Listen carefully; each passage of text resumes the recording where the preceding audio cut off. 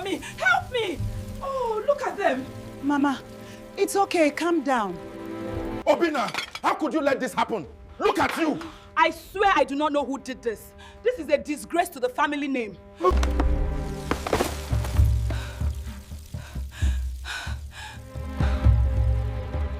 How could you do this to us after everything? Please, I am so sorry.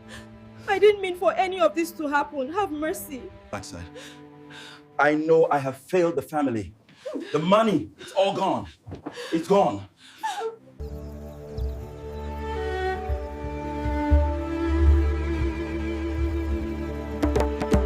Once upon a time in the vibrant, restless city of Lagos, where wealth screamed loudly and poverty whispered in shame, there lived a couple whose life looked like a carefully directed Nollywood blockbuster, Chief Amicha and his wife Ada, a pair so admired that their neighbors spoke about them in hushed tones as if success itself lived behind their high electric gates. Chief Amicha was a titan of commerce, a man whose name opened doors before he knocked, whose shops stretched across the city like roots of a powerful tree, and whose pockets were so heavy with money that people joked it was the only thing keeping him grounded.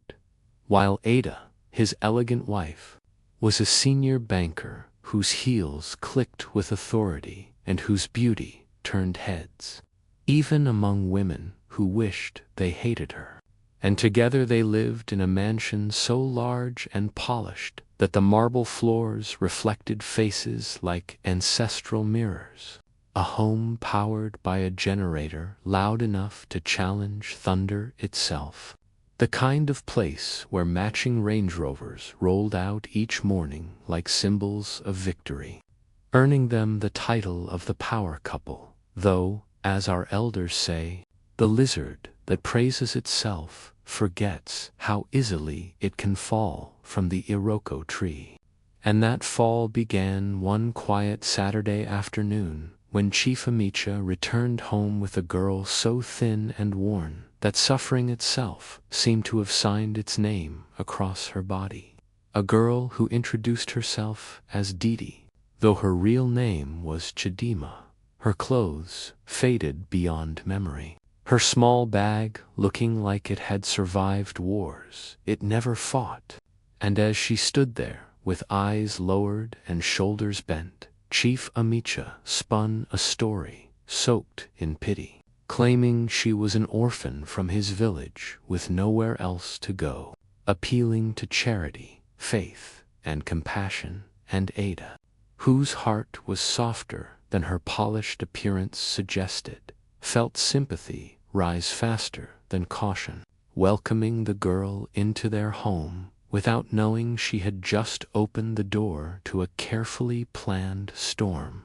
Because as Didi fell to her knees on that shining floor, crying blessings and gratitude, there was something hidden behind her tears, something cold, something patient, something counting time.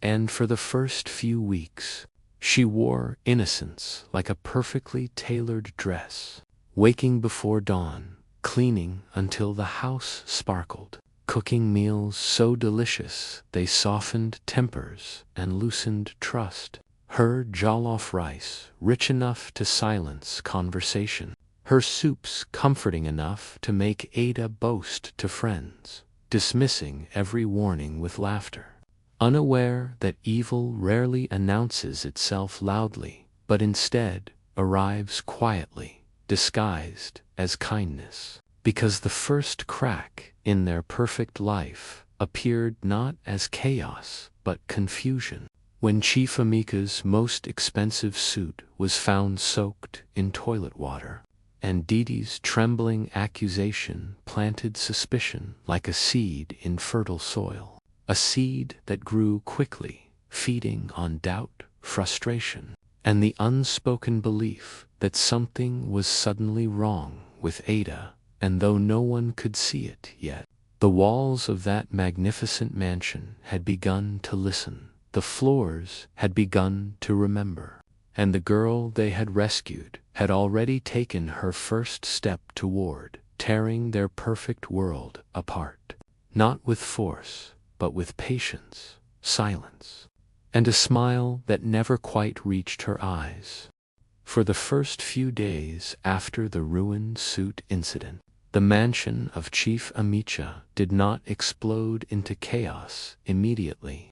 Instead, it entered a strange, uncomfortable silence, the kind that creeps into a home when trust starts leaking through invisible cracks. Because, though Ada kept insisting she had nothing to do with her husband's destroyed suit, doubt had already been planted like a stubborn weed, and Didi, quiet and observant, watered that doubt carefully with innocence and well-timed glances, moving through the house like a shadow that knew where the light would fall next. And as days passed, Ada began to notice that every mistake, every misplaced item, every sudden problem somehow carried her name like a curse, even though she could swear on her life she was innocent. But as our elders say, when one finger points at you, 3 more point back at the one accusing. And yet no one was counting fingers anymore, because the next disaster arrived with the visit of Mama Kicho, Chief Amika's mother, a woman whose mouth was sharper than broken glass, and whose presence alone could start a war without weapons. A mother-in-law who had never truly accepted Ada and saw every flaw as proof that her son deserved better. And from the moment she stepped into the house, criticizing Ada's weight, her marriage, her womanhood, Ada knew peace had packed its bags, but she endured the insults in silence, cleaning the guest room herself, scrubbing it until it shone, determined to prove that respect could defeat wickedness, unaware that wickedness had already entered that room wearing a borrowed face, because on the 3rd night, Mama Kichu's scream shattered the house like thunder breaking glass, dragging everyone into her room where cockroaches scattered across the floor like soldiers on command. And as Mama Kichu accused Ada of witchcraft and hatred, Didi appeared at the perfect moment, rubbing her eyes, speaking softly, claiming she had seen Ada enter the room with a small bag earlier, a lie delivered so gently that it sounded like truth. And that was when Ada felt the ground shift beneath her feet, because suddenly her husband was no longer defending her. His voice sharp with disappointment, his eyes filled with suspicion, and Mama Kichu's curses poured out, ending with her storming out of the house in the middle of the night, declaring it a place of evil, leaving behind silence heavier than shame. And though Ada cried herself to sleep that night, the real damage was already done, because once a husband doubts his wife, even love begins to stutter, and Didi watched it all quietly, filing each victory away like a hunter counting traps. And just when Ada hoped things could not get worse, the next blow landed harder, when 500,000 naira disappeared from their joint account, money withdrawn in cash, money that screamed betrayal, and when bank footage showed a woman dressed exactly like Ada, wearing her favorite dress, her sunglasses, her handbag, walking with her confidence, the accusation no longer needed words, because evidence is louder than innocence. And once again Didi stepped forward, hesitant, reluctant, claiming she had seen Ada leave that morning for the bank.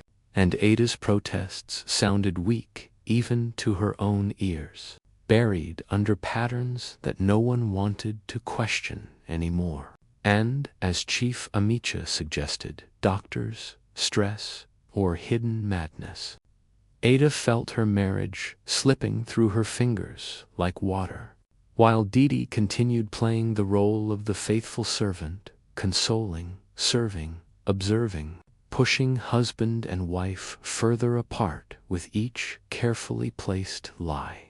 Because this was no longer about small misunderstandings. This was about dismantling a life brick by brick, reputation by reputation.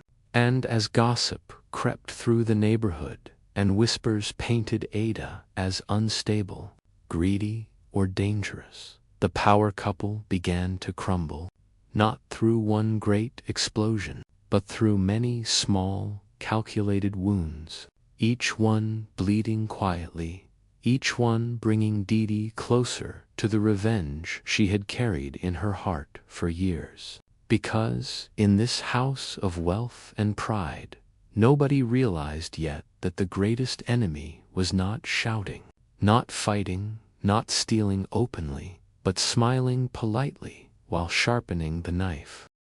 The day Chief Amicha invited his most powerful business partners to his mansion was supposed to be the moment his empire expanded beyond imagination. A day planned with precision, pride, and the confidence of a man who believed his household was still under control, and Ada, desperate to repair the damage already done to her marriage, prepared for the meeting with nervous devotion, instructing Didi to cook a feast worthy of kings. Jollof rice glowing red with promise, fried rice steaming with abundance, grilled chicken and goat meat arranged like trophies, fine plates polished until they reflected faces, glasses aligned with military discipline, because Ada believed that perfection might silence doubt. And as the men arrived in expensive cars driven by drivers who never spoke, wearing watches that could buy houses and smiles that measured profit, the meeting began smoothly. Laughter flowed, contracts were discussed, and Ada allowed herself a moment of fragile hope, thinking perhaps the storm had finally passed. But storms that pause are often only gathering strength, because, just as food was being served and conversations warmed, Chief Okafor, the most influential among them, suddenly stood up, his face twisted with disbelief and fury, drawing everyone's attention as he looked down at his pristine white attire now soaked with palm oil, a red stain spreading across his back like a public insult. And when he reached behind himself, his fingers touched something worse, a handwritten note stuck firmly to his clothes, mocking him as a foolish man unworthy of respect. And the room froze, silence swallowing laughter, dignity collapsing in one breath as Chief Okafor read the words aloud, his voice shaking with controlled rage, demanding answers, demanding respect, demanding to know how such disgrace could happen inside a house that claimed honor. And Chief Amicha, sweating in terror, stammered explanations that sounded like excuses, while Ada rushed in from the kitchen only to feel her legs weaken at the sight of disaster, apologizing again and again without understanding how her home had turned into a battlefield. And as guests rose from their seats in disgust, already deciding that this partnership was dead, Didi appeared at the edge of the chaos with wide eyes and trembling lips, pretending shock, pretending confusion, while silently watching years of ambition burn in seconds. Because in the world of powerful men, respect once broken never returns the same. And when the doors closed behind the departing investors, they did not only take their contracts with them, they took Chief Amica's reputation, leaving behind a man humiliated in his own house and a wife standing at the center of blame, because anger demands a target, and Ada was closest.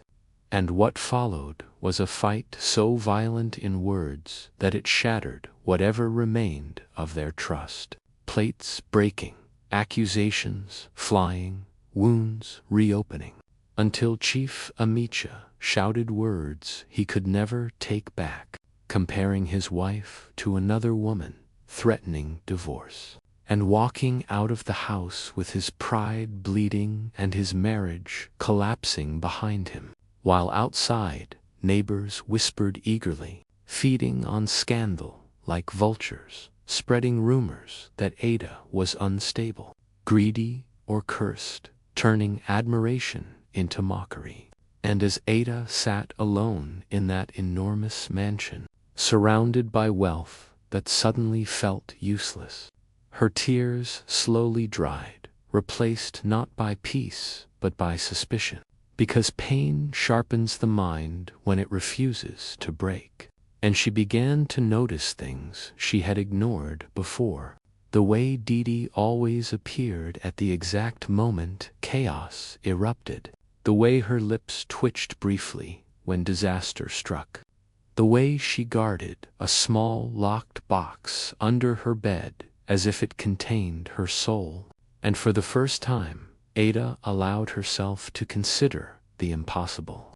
That the enemy destroying her life was not outside her home, but sleeping quietly under her roof, waiting patiently for the final blow. After Chief Amicha left the house in anger, taking his bag and what little trust remained between him and his wife, the mansion became unbearably quiet. The kind of silence that presses against the chest and refuses to let you breathe. And Ada spent that night staring at the ceiling, replaying every accusation, every look of doubt, every moment where Didi had stood nearby pretending innocence, until grief slowly hardened into resolve. Because there comes a moment when a woman stops crying and starts thinking. And from that moment, Ada began to observe rather than react, watching Didi with the patience of a hunter, noticing how the girl moved softly through the house, how her eyes briefly lit up whenever misfortune struck, how she never panicked when trouble came, but instead waited for it. And most suspicious of all was the small wooden box hidden under Didi's bed. Always locked, always protected, a box that seemed heavier than its size. And when the opportunity finally came, one quiet afternoon, while Didi went to the market and Ada was alone in the house, fear and curiosity wrestled inside her chest before courage won. And she searched until she found a spare key that fit the padlock, her hands shaking as the lock clicked open, releasing secrets that felt alive. Because inside the box were pieces of her broken life, carefully arranged like evidence in a trial. Her missing jewelry wrapped in cloth, Chief Amica's lost documents folded neatly, the spare bank card used to steal the missing money, bottles of palm oil, a small sack of live cockroaches. And then the final object, a photograph old enough to fade but sharp enough to cut, showing a much younger Chief Amicha, smiling beside a woman whose eyes carried hope. And written on the back were words that made Ada's knees weaken. Amicha and Unazi, 2006. Our baby is coming. And in that instant, everything shifted. Because Ada understood that this was not madness, not coincidence, not jealousy, but revenge shaped by years of pain. And as realization struck her like lightning, she quickly photographed everything and restored the box exactly as she found it, locking it back in place before the house could accuse her too. And with her heart pounding like drums at a festival, she reached out to her friend, Blessing, a woman from the same village as her husband, asking her to investigate the true identity of the girl they had welcomed as a servant. And the 48 hours that followed felt longer than years as Ada continued acting normal, serving meals, exchanging polite words, and sleeping in a house that now felt like enemy territory, until Blessing finally called back with a voice heavy enough to carry sorrow, revealing that Didi's real name was Chedima Okafor, the daughter of a woman Chief Amicha had once loved and abandoned when she became pregnant, a woman who suffered in silence, raising her child alone in poverty, while the man responsible built wealth and status elsewhere. And as Blessing spoke of hunger, illness, unanswered pleas, and Ozzy's death from cancer without help or dignity, Ada felt tears rise, not for herself, but for a woman whose suffering had been erased by privilege.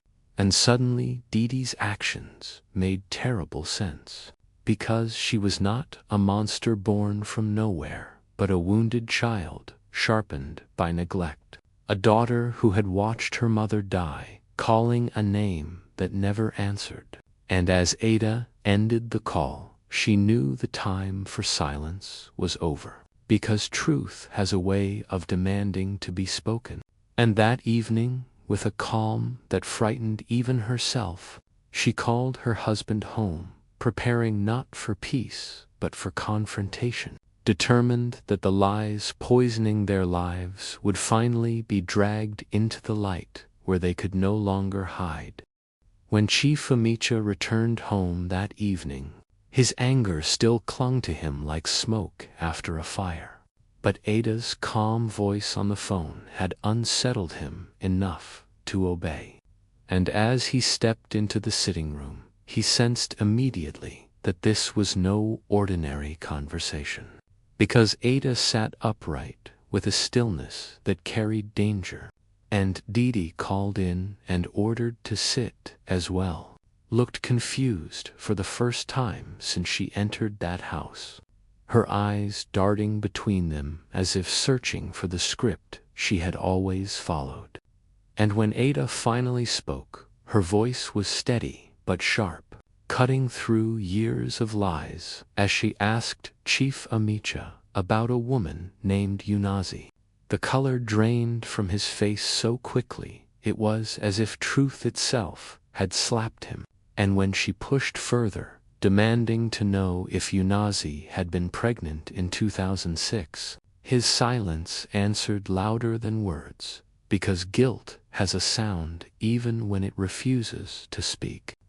And as Ada revealed what she had learned, how Unazi had suffered alone, how she had died begging for help that never came, the walls of the room seemed to close in, forcing memories Chief Amicha had buried to crawl back into the light. And when Ada finally turned to Didi and called her by her real name, Chedima, the last mask fell, because the girl slowly lifted her head, replaced by years of pain sharpened into steel. And when she screamed that she was his daughter, the child he denied, abandoned, and erased, the sound tore through the room like thunder, shaking even Ada, who already knew the truth.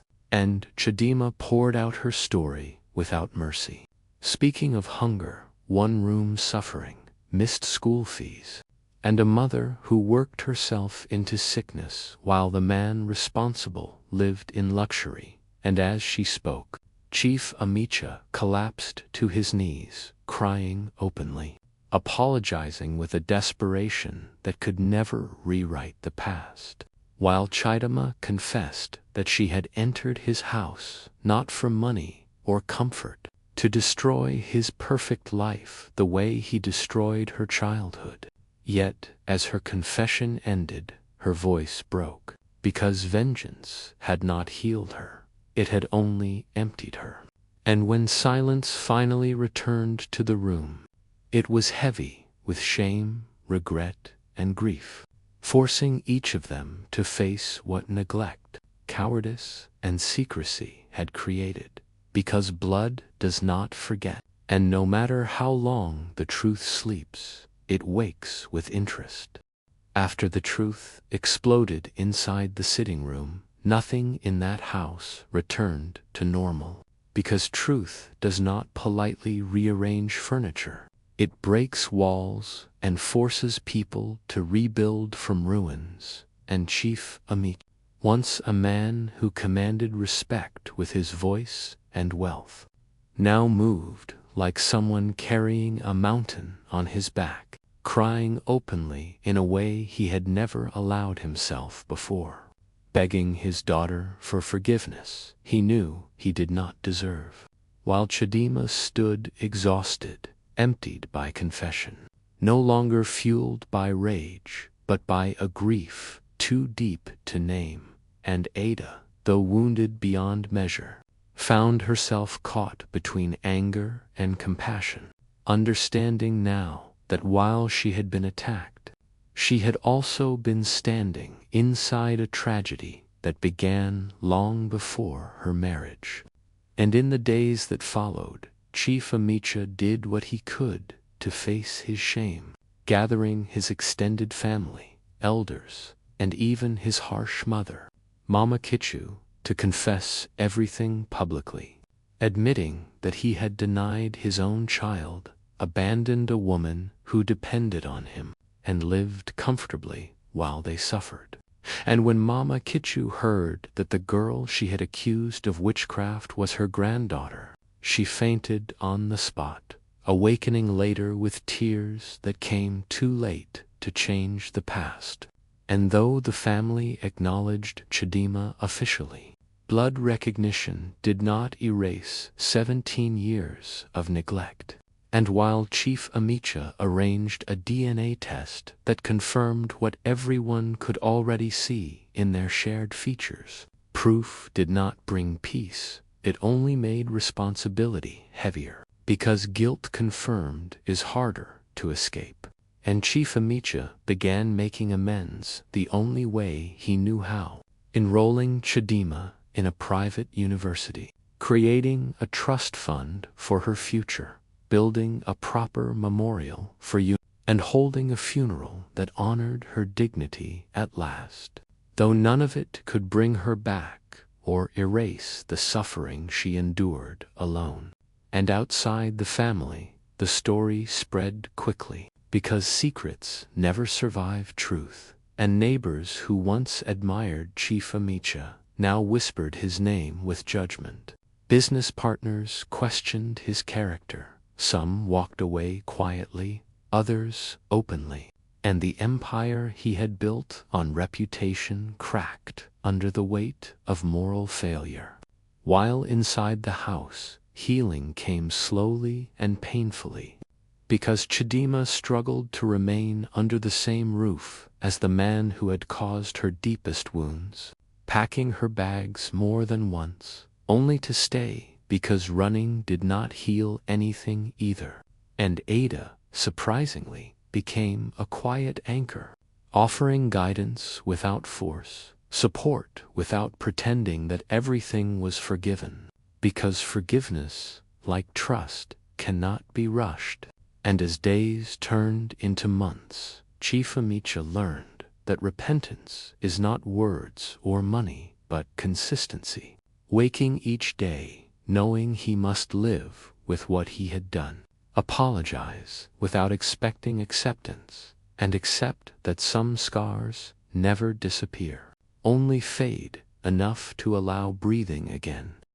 Time, though slow and stubborn, eventually began to move again for the household of Chief Amicha, not because wounds had healed completely, but because life refuses to pause forever. And as months passed, each person learned to carry their pain differently, with Chief Amicha transformed from a proud businessman into a man humbled by his own reflection, one who understood too late that success built on forgotten responsibilities eventually collapses. And though he never stopped apologizing to his daughter, never missed a chance to show remorse, He also accepted that forgiveness is not a debt that must be paid on demand, because Chidima carried 17 years of hunger, loss, and unanswered questions that could not be erased by money or public confession. Yet, slowly, as she settled into university life and began studying social work, she found purpose in her pain, choosing to help abandoned children and struggling mothers so that her story would not repeat itself in silence.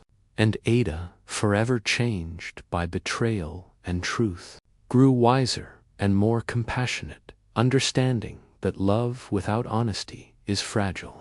And while her marriage survived, it was no longer blind, because trust once broken does not return as it was, but as something cautious, deliberate, and earned daily. And within the wider community, the story of the once admired power couple became a lesson whispered across Lagos, a reminder that wealth does not cancel responsibility, and that abandoned children grow into adults who remember.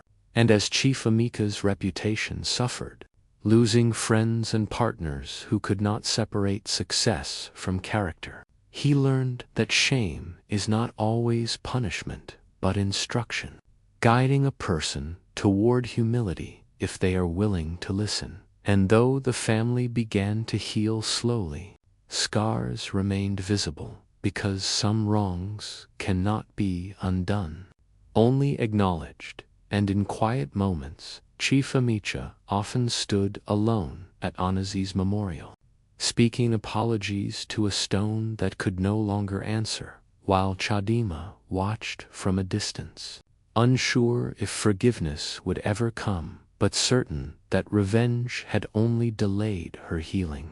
And in the end, the greatest lesson of their story was not about vengeance or wealth, but responsibility, because, as our elders say, the child you abandon today will return tomorrow, not to beg, but to ask why. And when the past finally knocks on your door, it does not come gently. It comes carrying every tear, every hunger, every night of loneliness you caused, demanding to be acknowledged.